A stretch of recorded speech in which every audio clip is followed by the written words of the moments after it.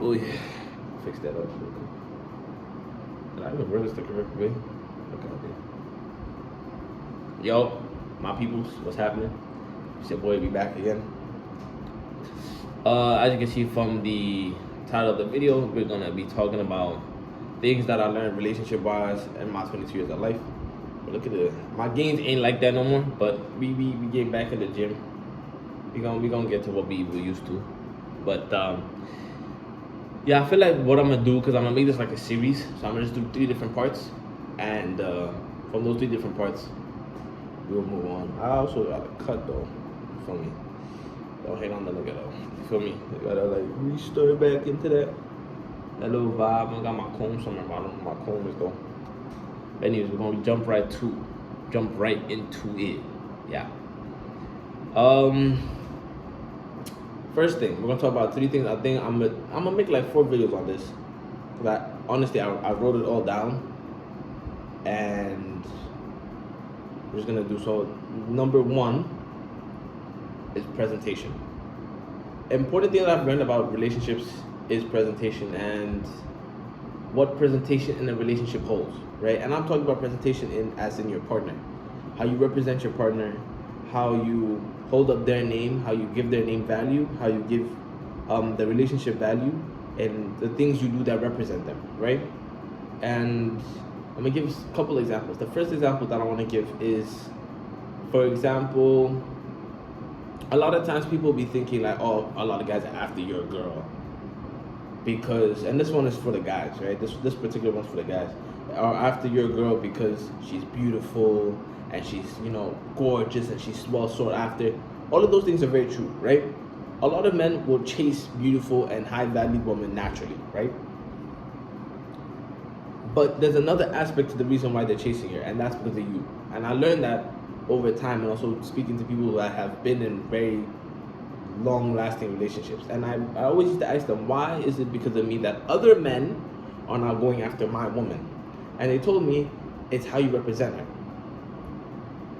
And honestly, this is now when it gets a little bit, you know, this is now when the mental games come inside and all these particular things that we cover, the spiritual warfare and all these emotional things like that. So I asked, okay, so what would I do that would make another man want to find my woman attractive? And he gave me an example. He said 90%, even 99% of men, when it comes to women and how to treat women and how to do all these particular things with the sexual and all these different stuff, aren't being taught by their fathers, aren't being taught by their grandfathers, aren't being taught by men in their family, right? They've been taught by the world. Social media, a random friend from school, and all these different things.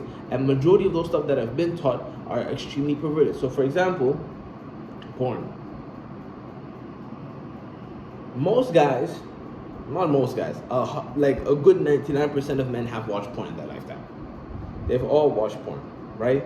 And some guys would be like, oh, but then I remember we had a conversation once, and somebody told me that, bro, the only porn that I watch is the POV porn. So POV porn is like, you don't really see the guy's face, but you see the woman, right? You see the woman, and you can most likely see his hands. It's like VAR, like you get like you're looking through his eyes kind of thing, right? And the moment the person that I was having this conversation with said porn, that's the first thing that came to my mind. And the reason it came to my mind is because over time, we all know that it corrupts your mind, right? It corrupts your mind, and it starts making you now think in a very, even the way when you have sex with a woman, right? You now remember all those things that you've been watching, and now you translate it into your lifestyle, the bedroom, and now it causes you to move a certain type of way, when those aren't the ways you're supposed to treat a woman in that particular, when it comes to, you know, making love and doing all those different things. So I started to lock into what he was saying, because I'm like, okay, I know that aspect, I know the bedroom aspect, how porn has affected men, you know, but then how has porn affected men when it comes to representing their woman?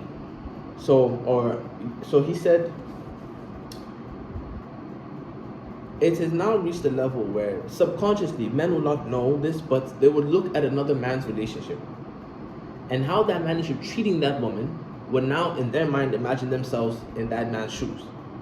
If he's doing things that, for example, another man would do, for example, if you go outside with your woman and instead of like you're going outside with her, you always got your hand on her bum, you're always making out with her in public, heavy levels of PDA, right? And you're just always sexualizing her in every little action, and the way you speak to her, and everything little thing you do. Even when you speak about your woman to your boys, it is very sexual. You know, you're showing your boys videos of you and your girl doing stuff, and your girl, you most likely send it a 1V to the GC and stuff like that. You are now perverting your woman in your boy's eyes, and you don't know which kind of boy you're around, because in his mind, subconsciously, it's gonna click. Because now he's gonna start imagining himself in a sense where, like, damn boy, she got it like that. I want to know what that feels like. And it builds and it builds and it builds and it builds, and that's how you trigger another man to look at your woman in a way where he wants her now, and that's what causes guys to start running after her.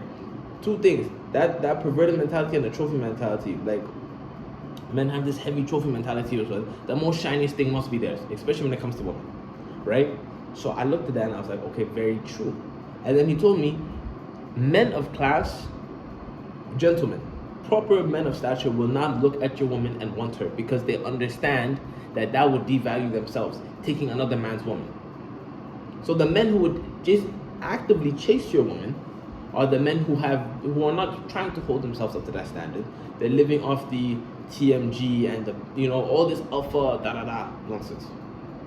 So he was like, best way, OT, for you to represent your woman in a relationship, treat her with class. When you are outside in public with her, make sure that you're pulling out her chair, that you are making sure that she's well protected, that you're not over sexualizing her in the way you speak and the way you look at her. You can be lovey-dovey with your woman, but make sure to make that you protect her in every little thing you do. Don't be overprotective or crazy about it. Just make sure that you are respectful. You watch her step with her, and you do all these particular tiny traits that will now, when other men look, they won't be sexually aroused by the way you treat her. No, they'll generally be a little bit intimidated because they can't do for her what you're doing for her currently. So that was like the first big lesson that I learned when it came to relationships. The number two that I'm going to talk about is timing. I learned that timing is extremely important in relationships, because we live in a generation where people are skipping junctions, as in the things that you're supposed to be doing in marriage, they want to do it now. The things that you're supposed to be doing, now, they're waiting for marriage. And one big example is that they want to live husband and wife in girlfriend and boyfriend status, and they want to live boyfriend and girlfriend status in husband and wife status. That's the big confusion that I've realized. And a lot of this falls on the man. It also has a big example with the woman that you speak to, because she needs to understand these particular values. But a lot of this falls on the man. In the relationship, you are the head of the table, right? And I always advise, it does not matter if she's a strong-willed woman. It doesn't matter if she's a woman of stature and a woman that has all these particular titles. A woman that has all these titles and a woman that has a strong value, I promise you, if you are a man that when you speak and it resonates in her mind, she's not going to give you problems. She will not give you problems, because she, in her mind, is registered that you are a man that is of value. And that is, she now, she said, I will follow you because you are a man that has sense. I like that. And I promise you, women that are up there, that's what they look for. It's not that they're not submissive. It's not that they won't listen. They won't listen to just any average Joe. So back to the second point, which is timing, right? Timing in a sense where what you do now is what you do now. What you do later is what you do later. Do not jump particular steps. You have to take steps. We build slowly. And I'm going to use a big example, right? Which is money.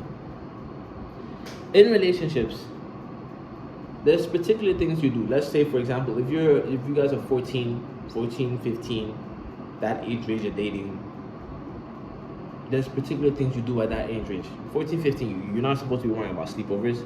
You're not supposed to be worrying about big vacations and all these different things. You guys are in high school.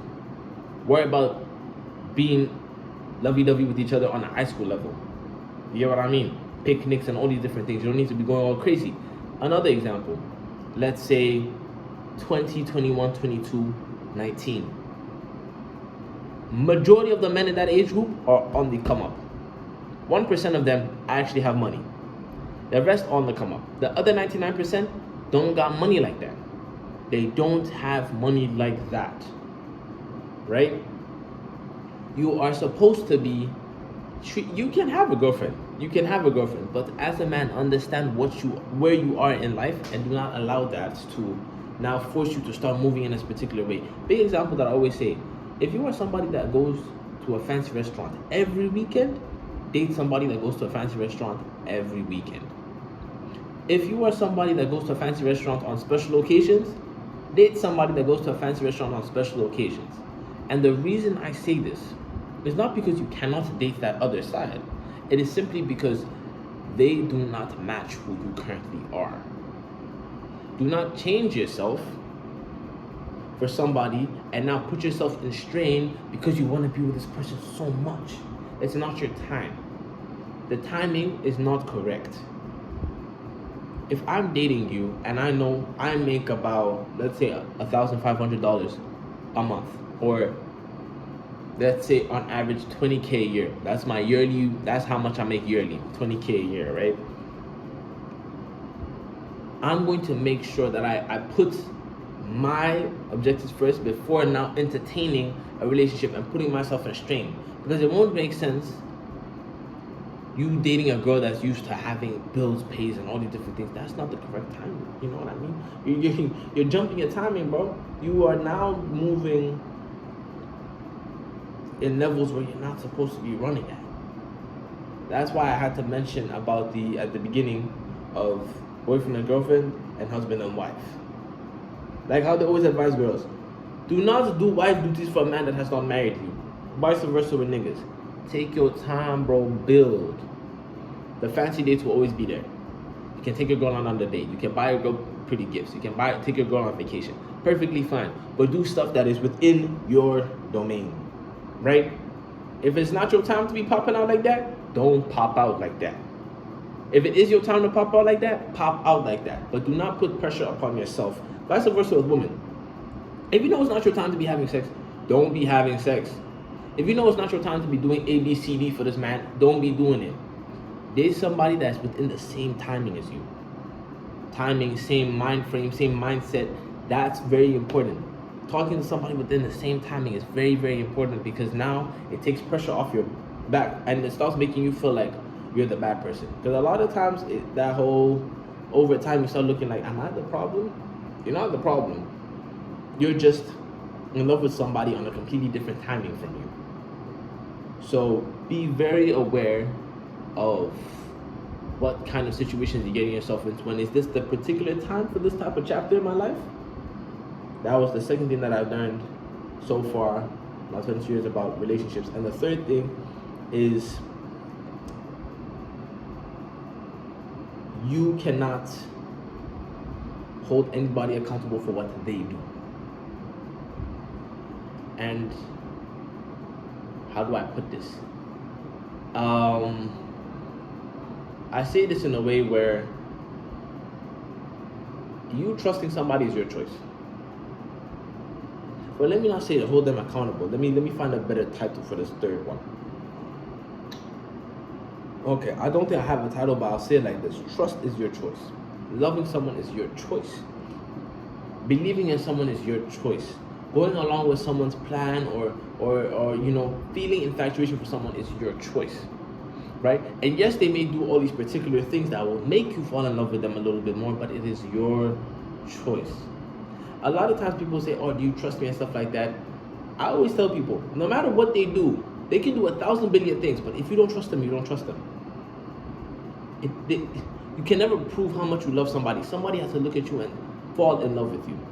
I want to fall in love with you. I want to walk in love with you. I want to genuinely be in love with you, but that's going to be my choice. I choose to love you.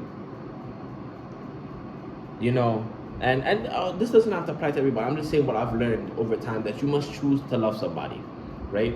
Loving someone isn't something that anybody can force you to do. You choose to appreciate their actions in your life. You choose to appreciate the words in your life, right? Whatever thing that they're personally giving out to you, it's your choice. At the end of the day, the only person that influences your choice is you, and you allow them to influence your choice. You get what I mean? Whatever comes into your space, you choose to allow it into your space. You have control of what comes and goes in your life. You have big control of that. Especially when you reach a point where you have independence and and your words can move and stuff like that. You have a choice, and we have to start becoming very accountable on these particular things, where you cannot blame them for A, B, C, D. When you choose to continue pushing this relationship, you choose to stay. You chose to stay.